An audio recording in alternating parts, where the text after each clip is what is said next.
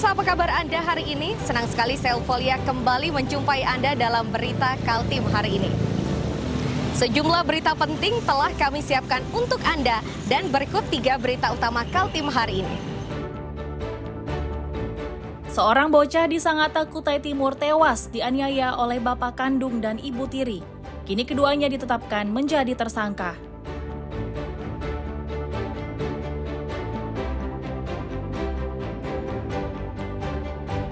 Areal batubara di kawasan Batu Ampar, Balikpapan terus terbakar. Kepulan asap membuat warga terganggu.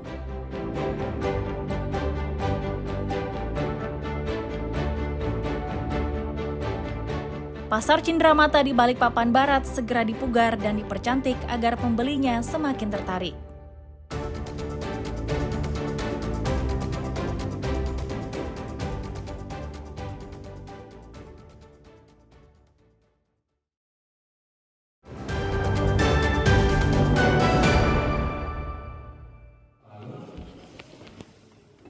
Pria dan wanita berinisial EP dan SW ini merupakan pasangan suami istri. Keduanya diringkus dan dijadikan tersangka karena diduga menganiaya bocah berusia 8 tahun hingga tewas. Ironisnya, korban adalah anak kandung dari SW dan anak tiri dari EP. Terungkapnya perbuatan sadis dari pasangan suami istri ini berawal dari kecurigaan pihak keluarga setelah menemukan sejumlah luka di tubuh korban.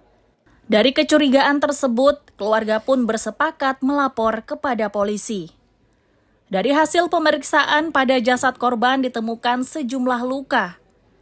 Pasangan suami istri ini pun tidak bisa mengelak. Keduanya mengaku menganiaya korban secara bergantian.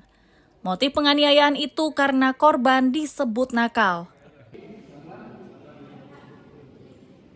Dari pemeriksaan luar didapatkan tanda kekerasan berupa benda tumpul, berupa luka memar pada kepala, wajah, anggota gerak atas dan bawah, luka lecet pada wajah, leher dan dada.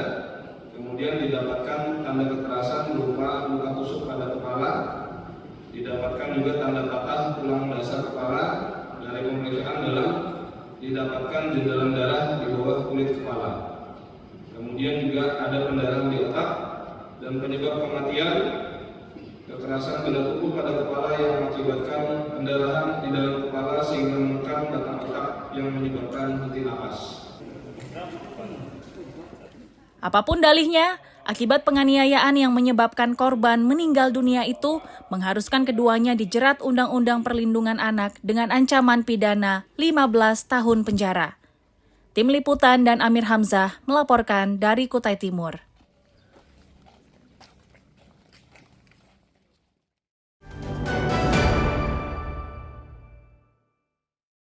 Jasad yang ditemukan membusuk di atap ruko kawasan pergudangan Sepinggan, Balikpapan Selatan akhirnya terungkap.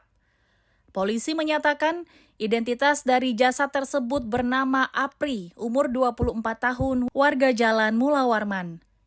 Terkait penyebab kematiannya, polisi meyakini pria itu tersengat aliran listrik.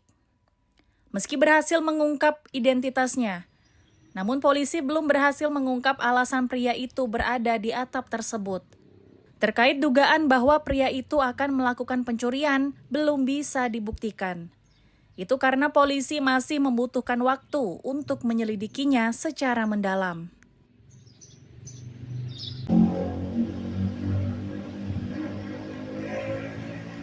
Identitas atas nama Apri ya, umurnya 24 tahun, alamatnya Jalan Mula Warman, RT 003, itu identitas di KTP.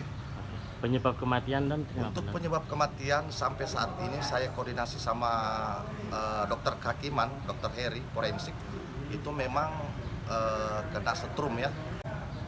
Itu dia ngapain di situ kepentingannya? Itu masih dalam penyelidikan kami, tetapi kami masih berasumsi kenapa dia sampai ada di rooftop lantai 3 sedangkan TKP itu ruko kosong. Apakah dia akan melakukan suatu tindak pidana? Itu masih dalam penyelidikan kami. Diberitakan sebelumnya, ruko di kawasan Jalan Syarifuddin Yos, Sepinggan Baru, Balikpapan Selatan, Rabu siang geger. Ini setelah seorang teknisi jaringan internet menemukan jasad laki-laki yang sudah membusuk. Jasad tersebut ditemukan tepat di atas atap. Ruslan dan Amir Hamzah melaporkan dari Balikpapan.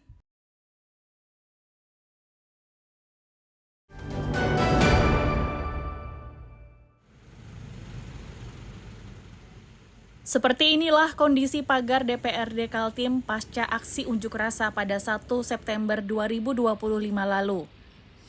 Pagar tinggi itu kondisinya sangat memprihatinkan dan dipenuhi berbagai coretan. Kondisi serupa juga terlihat dari papan nama gedung DPRD yang tidak lagi rapi setelah sebagian hurufnya hilang. Terkait kondisi ini, Ketua DPRD Kaltim memastikan perbaikan tidak bisa dilakukan karena mereka tidak memiliki anggaran. Bahkan akibat keterbatasan anggaran ini, menyebabkan sejumlah agenda prioritas yang sudah disusun terpaksa dibatalkan.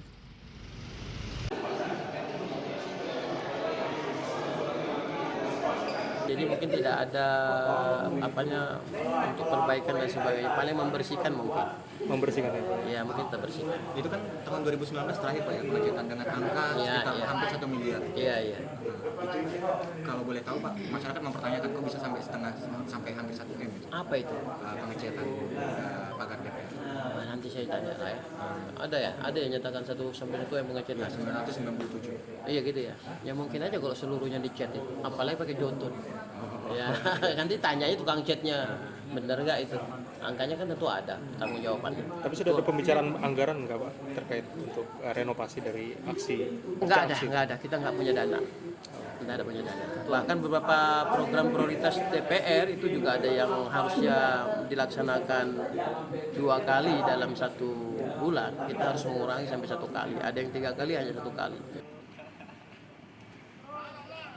Untuk mengurangi kotornya pagar DPRD, sejumlah pekerja melakukannya secara manual.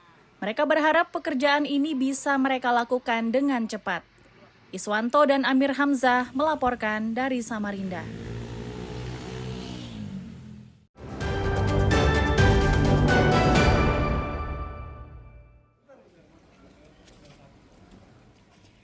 Satreskoba Polres Kutai Timur berhasil mengungkap 7 kasus penyalahgunaan dan peredaran gelap narkoba. Dari 7 perkara itu terdapat 9 tersangka dan salah satunya masih berusia 17 tahun. Para tersangka ini mengedarkan narkoba di wilayah Sangatta Utara dan Rantau Pulung.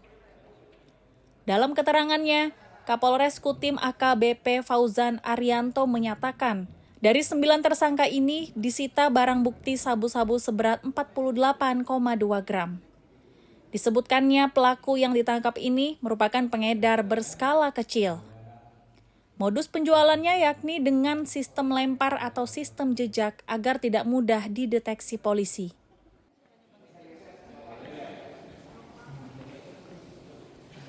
Jumlah barang bukti dan berat barang bukti keseluruhan ini jumlah totalnya adalah 48,2 gram dalam bentuk sabu-sabu. Dari keseluruhan barang bukti yang diamankan, estimasi jiwa yang telah berhasil diselamatkan oleh Polres Kutai Timur ini adalah berjumlah 241 jiwa. Kemudian juga nilai keseluruhan dari barang bukti narkoba yang sudah disita ini sejumlah Rp72.300.000. Kemudian dari modus operandi yang digunakan ini sama seperti bulan kemarin kita sampaikan, ini masih dengan sistem transaksi lempar atau sistem jejak. Untuk bisa memberantas peredaran narkoba, Kapolres meminta dukungan dan kerjasama semua pihak termasuk masyarakat. Baginya, sekecil apapun informasi yang diberikan oleh masyarakat akan sangat bermanfaat agar narkoba tidak lagi beredar. Tim Liputan dan Amir Hamzah melaporkan dari Kutai Timur. Masih berlanjut bahwa ketiga barang ini itu selama 1 bulan. Jadi bukan karena 1 kali tindakan, dia